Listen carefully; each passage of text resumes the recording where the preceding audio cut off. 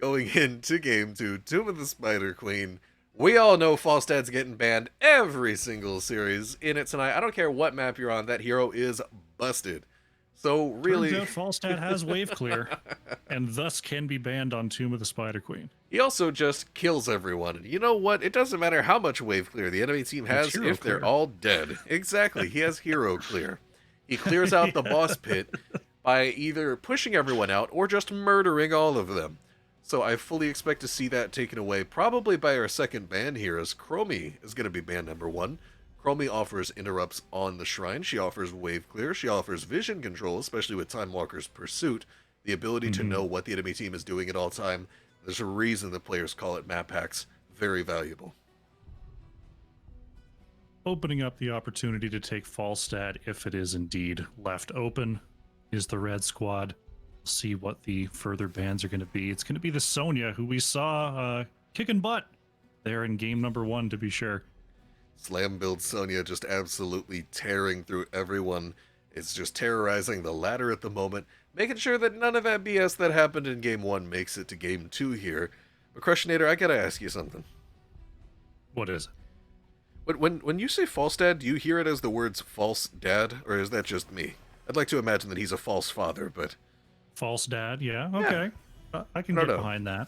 It's just weirding me out, because we talk about him so much. As he makes it through the ban phase, and Zeratul taken away, I can't help but feel like that's a Falstad first pick. Zeratul, one of the classic Falstad counters here.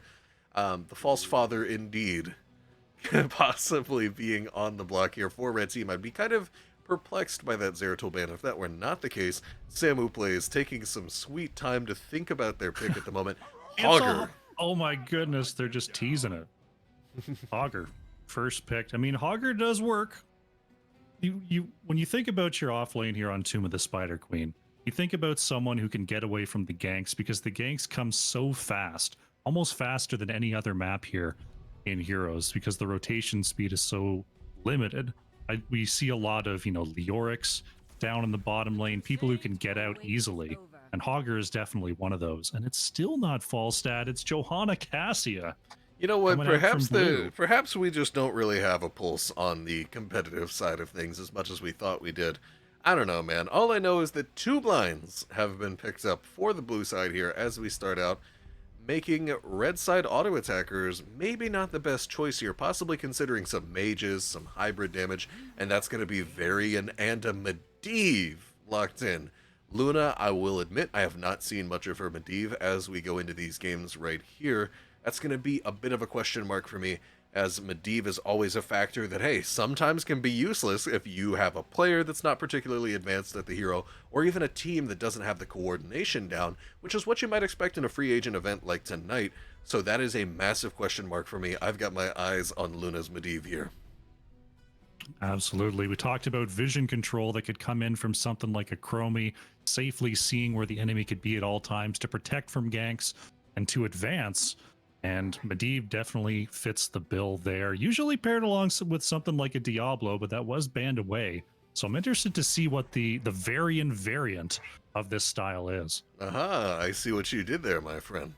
As we go into blue side, they are fully aware that they're into a Medivh, so they're not going to invest overly hard into burst, especially not telegraphed burst, often wanting some spread damage. However, they don't even know what kind of healer they'll be up against, so that does make red side uniquely able to respond to at least some of the damage types presented by blue here.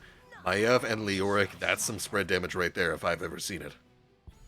Absolutely. Maiev going to be able to control people on those portals a little bit. I mean, the Malfurion would be one of the best at it, so it's a good ban coming out from red to be sure. I was thinking about something like maybe a Junkrat. I mean, having the mind control and the trap control around those Medivh portals is pretty effective here. And there is, I'd say there's some room for it over on the blue side's draft.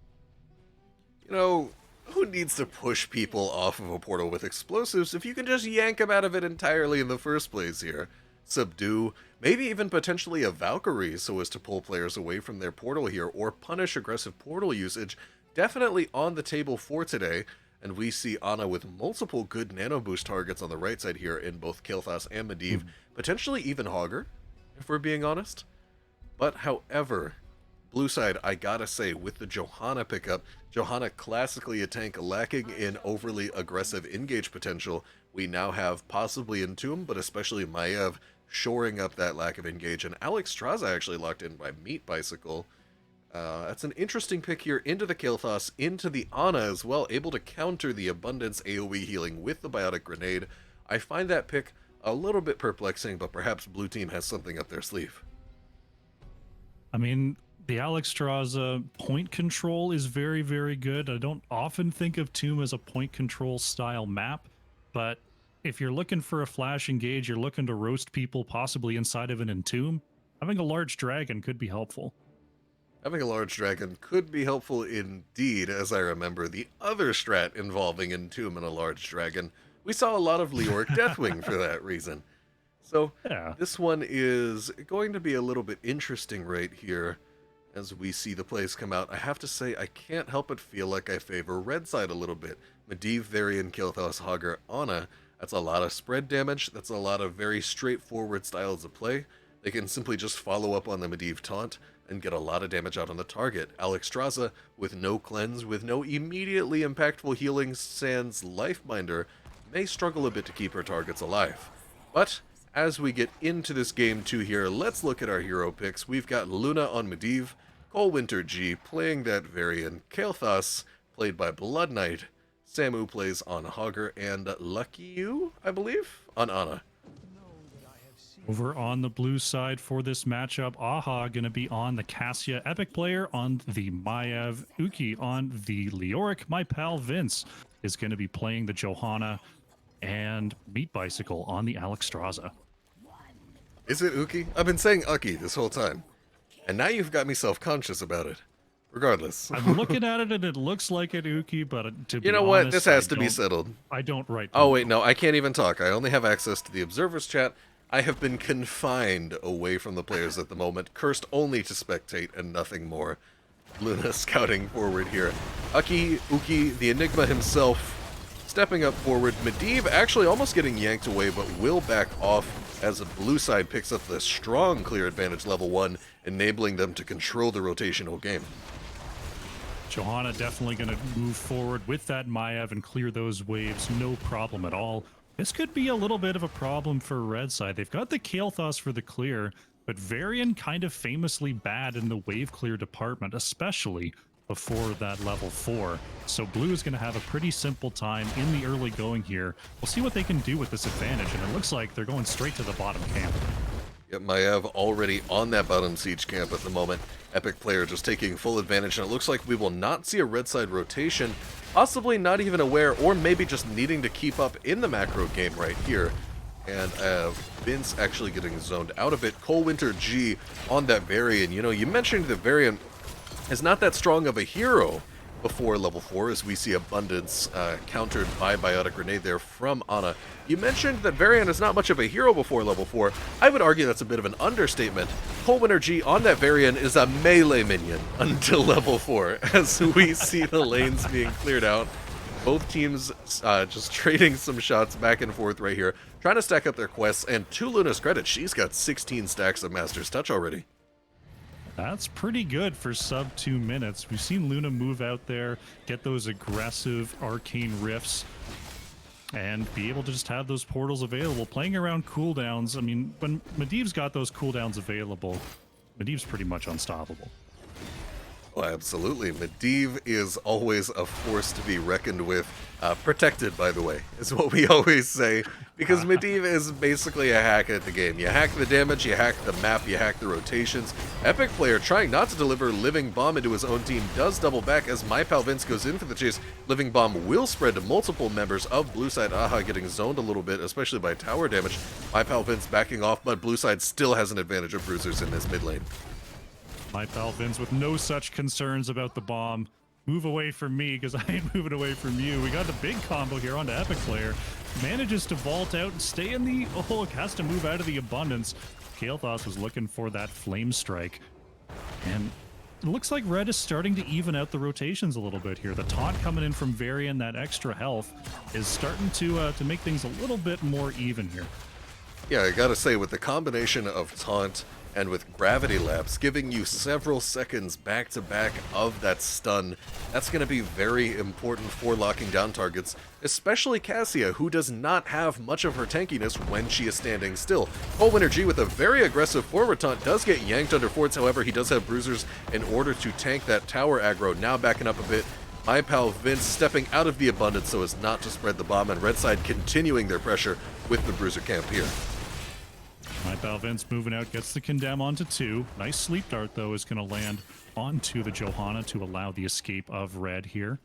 Taking a quick look at our bottom lane matchup, it looks like Leoric is getting the better of the Hogger for the meantime, being able to attach those drain hopes.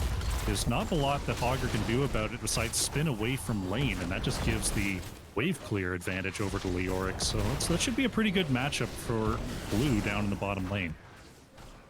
Now red side here, both teams actually able to contest the turn-in at the moment. Both technically have enough to pay, but I gotta say one thing that's on my mind as we move on into this game is the Varian Johanna matchup. Varian is a hero uniquely capable of shredding shields in the late game post level 13, and Johanna is a hero famously dependent on having a shield. Varian is classically considered a Johanna counter for this reason post level 13, so MyPalVince has gotta apply some pressure before then. If they get to 13 on equal talent tiers on equal footing, that may prove to be a problem for Johanna's survivability into the ability to shred shields and into the ability to provide so much crowd control from the red side here. It's going to be very interesting to see what MeatBycicle ends up picking up as a level 10 for Alexstrasza. Because like you said, post 13, Johanna's going to be a big kill target, but if it is going to be the Lifebinder from Alexstrasza, that could be a good counter to the pick style coming on out here from the red team. ColeWinterG again with a very forward taunt. MeatBycicle taking a lot of damage, another living bomb going out.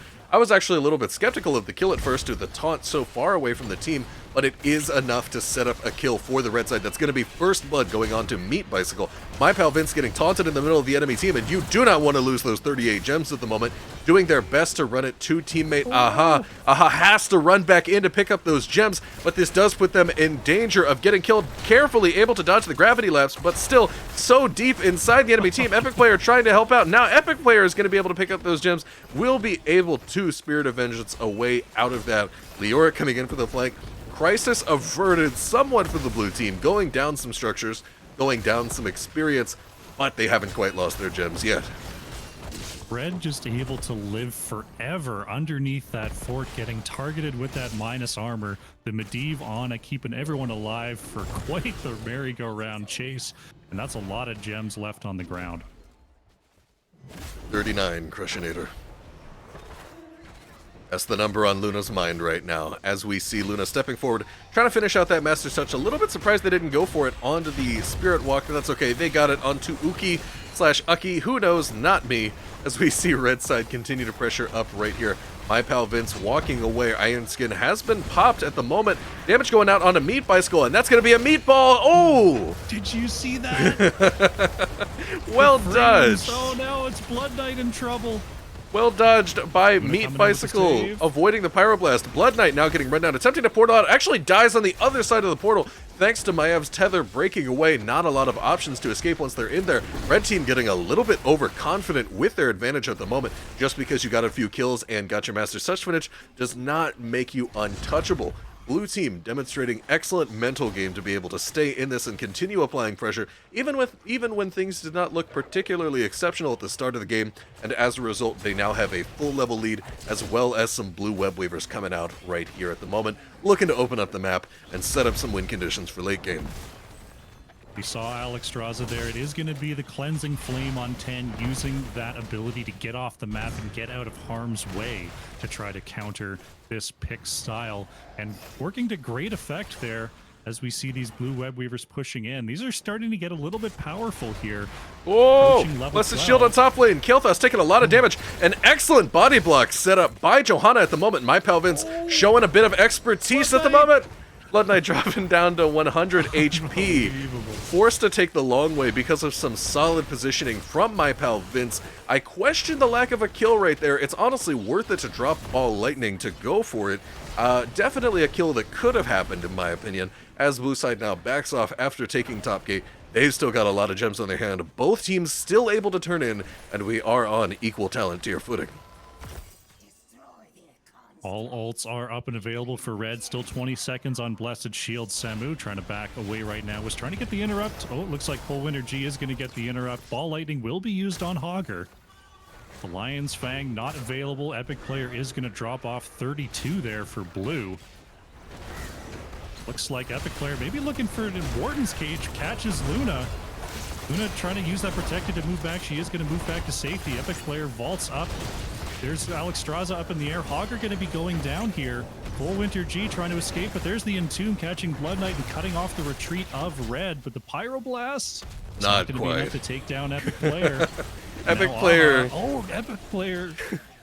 EpicPlayer notably jumping well after the Pyroblast damage has landed. Gotta love it. As we see both teams trade some takedowns back and forth, but notably in blue side's favor as they take one more kill than the red side, leading them to a second consecutive blue webweaver phase. Now with forts significantly opened, no fort gates are remaining in any lane. Blue side is threatening all three forts simultaneously. Cassia will be up very soon, however, we are post 13, and as such, Varian has that shattering throw, meaning Johanna is eligible as a kill target at all times. However, ColeWinterG actually thinking about being the kill target here, gonna back off thanks to some well-timed portals and shields from Luna and Co. Bloodknight now stepping forward here. EpicPlayer, however, the flank game never stops, looking for those engages, actually gonna hop onto ColeWinterG instead. Both teams trading damage back and forth here. Fort's gonna go down soon. Oh, Blessed Shield from MyPalVince is not hit, but is it gonna be enough to take down Bloodknight? Good peel there from the red side, saving the Kael'thas. Medivh's cooldown's coming up just in time as Luna is going to go back into the air. Looks like top fort could go down as well. Leoric rotating up here. Could be setting up for a possible fight here as Ukkie's waiting on the edge.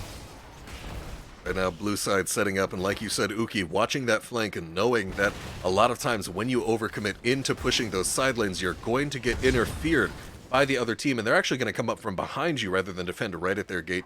Smart control of the vision from the blue side here. Leoric running down to this bottom camp. Wouldn't surprise me if we see attempts at camp control throughout the entire map. Cassia thought about it for a moment, possibly waiting for a teammate's rotation.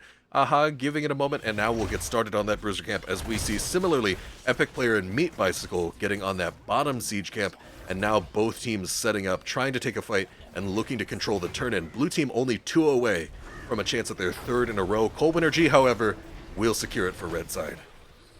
Good control there by Luna, pushing back MyPalVince. Still had the ult just in case, but now we've got a bruiser camp in the mid, and we've got red webweavers descending. We'll have to see what the priority is. The mid fort is already gone. Top lane could be pushed in passively. It looks like red is just going to go ahead and shove down this mid lane for the meantime. Very notable that blue side did not choose to directly contest those bruisers in the mid lane right there. Possibly waiting on the aggression a little bit until they can get a little closer to 16. They know they've got a nice surge of experience coming in with EpicPlayer soaking out that top lane with this defense of the mid fort that's about to happen right now. 16 secured any second. Iron Skin already shredded from MyPalVince by the Varian, but level 16 advantage has been secured. Here comes EpicPlayer. EpicPlayer coming in from the side, level 16 on the table for blue side as MyPalVince steps forward. ColeWinterG is on the table, actually not going to take the portal to get out, and that's going to be punished by a Blessed Shield. MyPalVince stepping forward, Leyline Seal hitting multiple members of blue team. Pyroblast going to land onto Aha, doesn't have full armor value yet, so getting shredded. As, however, red side maybe not quite able to finish off Aha, and now the damage just going back and forth. SamuPlays is in there, living bomb on multiple members of blue side. It's a 1-for-1 at the moment. Red side looking to change that and pick up some more kills. SamuPlay actually dropping very low by Ukkie, not quite going to get finished off. Blue team backing off. Extended duration of the Dragon Queen thanks to Cleansing Flame on Alexstrasza, and it's still just a 1-for-1. Quite the back and forth there. Good attempt from blue side to punish that portal that didn't get taken, but still like a lot of defenses, a lot of reactions from both sides. Keep it at a 1-for-1. Blue has enough for a turn in, but red does not right now. Just gonna drop their gems in the meantime. Luna feeling a little safer, not having to carry around those 27. I gotta say, when you go in for those picks and they don't quite immediately turn into a kill, you're going to run into some problems with counter engage from the red side at the moment. If you go in for a Blessed Shield and you're not popping that target, and even then popping the target can be difficult into Medivh, you're gonna think about ley lines, counter portals, nano boosted mages, all up in your backline doing whatever they want. SamuPlays securing some vision onto bottom turn in here as portal does start to come out. Portal being thought about by Luna. And now red side, they're only 4 gems away from their own turn in. They want to threaten it themselves. Looks like the top control is Blessed Shield doesn't land. Not gonna hit. That's the key here. Portal comes out to try to get red to move forward. They want to get this Leoric if they can. 59 gems.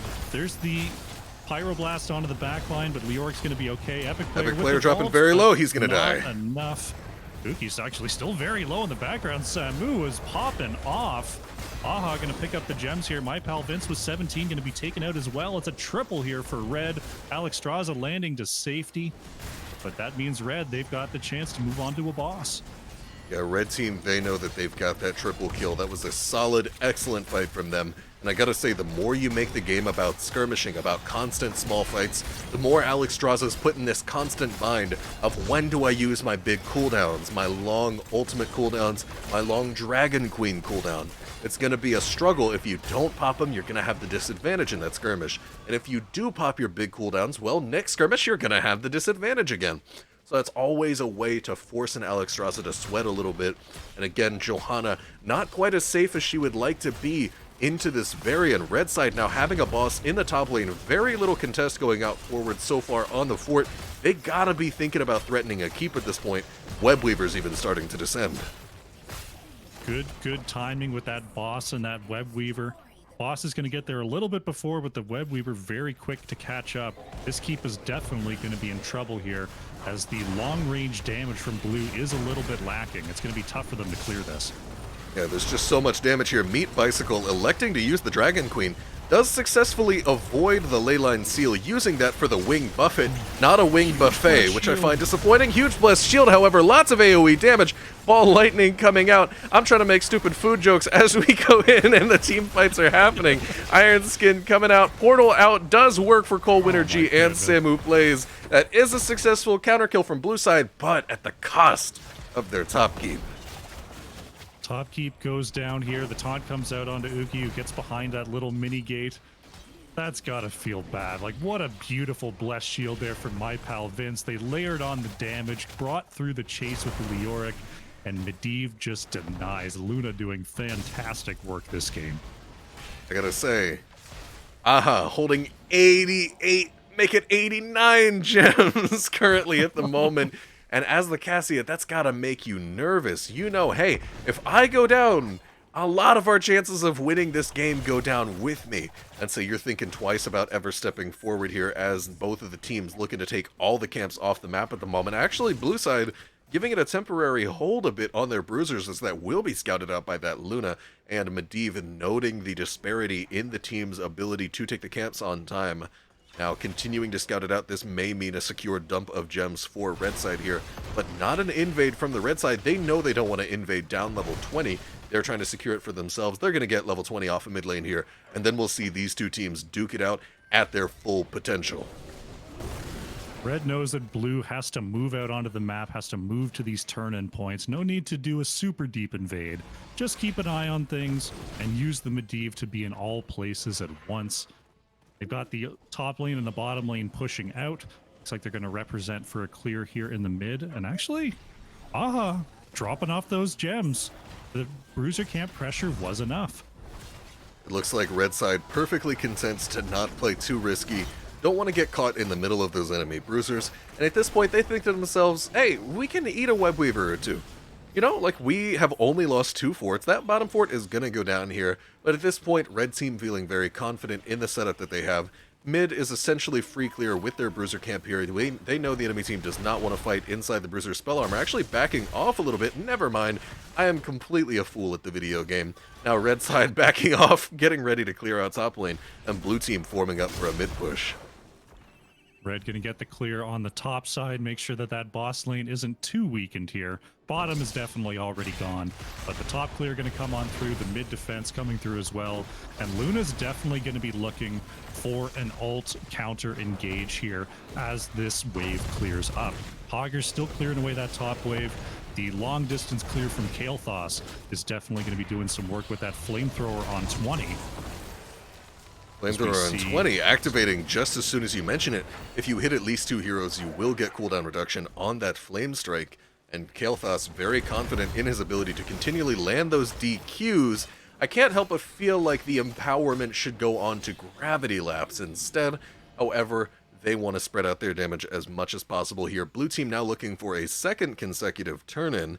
They've gotten a lot of those this game, now costing 65 per turn-in. Actually, same as the red team so far. However, they are already formed up, looking for another one here. Red side only losing a bot fort and a mid gate on that last push here. They feel like they can take another one. They're going to set up for the next defense. They're just trying to drain the bank of the blue team here. And now with the Medivh cheats online for Luna, it's going to be that much easier to find a multi-person ult on one of these defenses. Blue side forming up, Luna fully aware of their positions at all times. The map hack bird makes it clear you will never be able to hide for very long here as blue side forms up.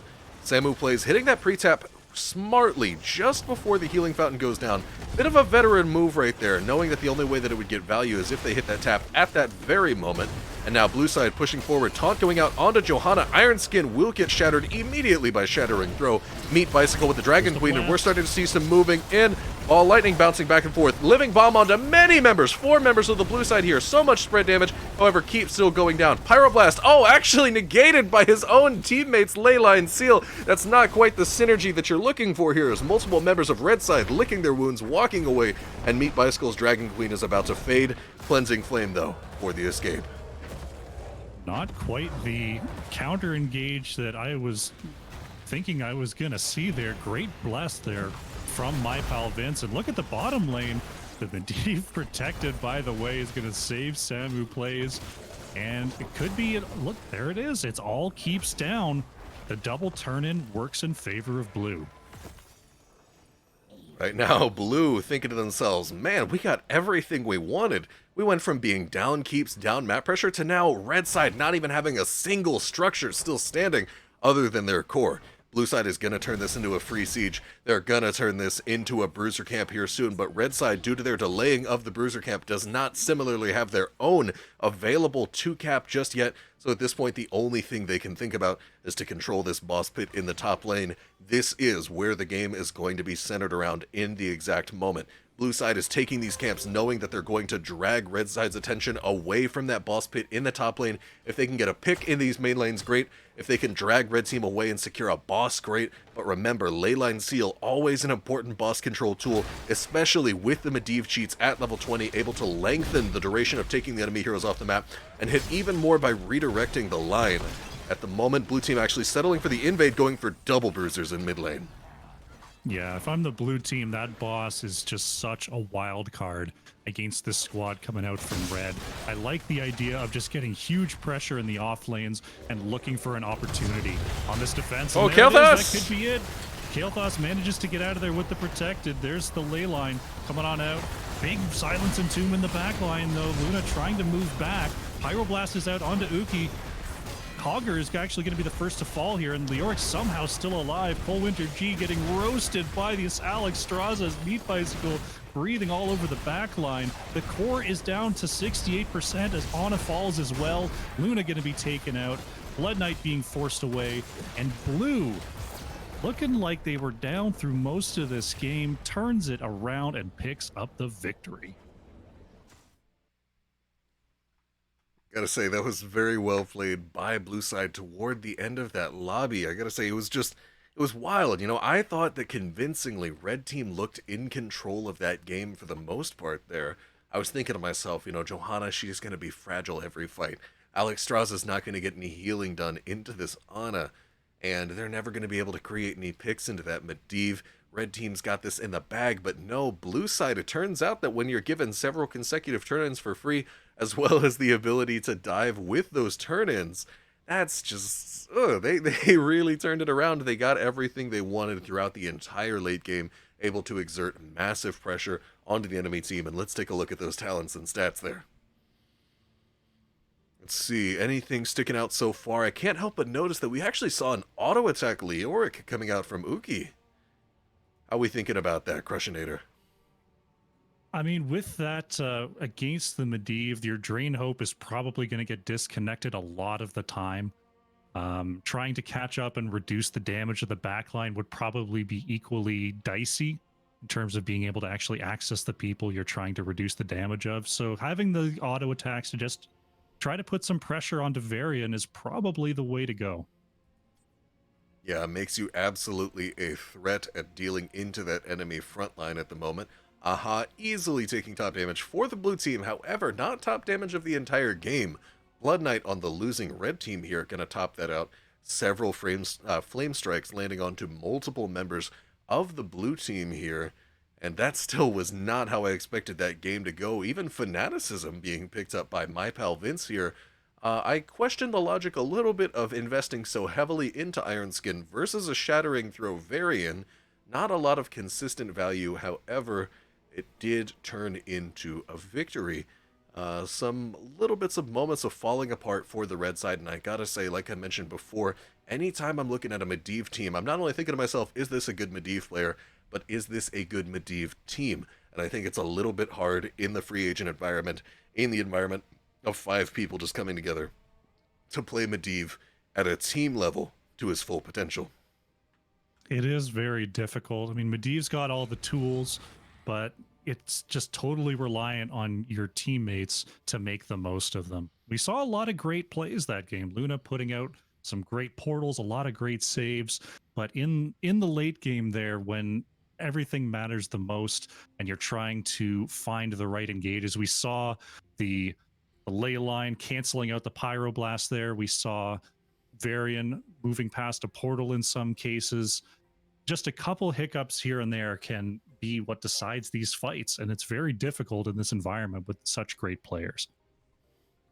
Absolutely. It's just, it's all hectic. You know, I remember last time I played in exhibition games myself, I was telling my captain, hey, we can try to run these, you know, coordinated burst comps, kind of like what we saw from Red Side there. I really expected to see more just taunt into gravity laps, into full burst, and I felt like we didn't really see that play out nearly as much as it could have, and a lot of that has to do with a lack of coordination when you're with 5 people that you're not consistently getting practice time with. So here in Game 3, I'm curious to see, you know, what's the ease of execution of these drafts going to be looking like? Because that's actually one of my favorite metrics to gauge a team, even in ladder, even in competitive, as long as you don't have a team that's practicing with each other consistently, and even many times when you do, ease of execution, just how easy is your comp to play is, in my opinion, going to be one of the top factors in determining your success. That was definitely relevant there as well. I will say, before we get into this next one, and Nagrom, thank you for the raid, and Darksun, thank you for the 5 months resub. Can I have the replays after Ask Not Paradox TV? Of course you can, my friend. That'll only cost you $30. You can send it to me Venmo, PayPal, Skrill. You can gift me a couple Twitch subs even. Whatever's going to be that gets $30 in my pocket, I got you, Not Paradox TV. You know it doesn't come free. I'm playing, man. You got them for free. I'll DM you after the game. We'll get those to you. Looking forward to seeing the good content that you make. Not Paradox, another lovely content creator in the Heroes of the Storm scene. And Game 3, we're going to take it to Cursed Hollow.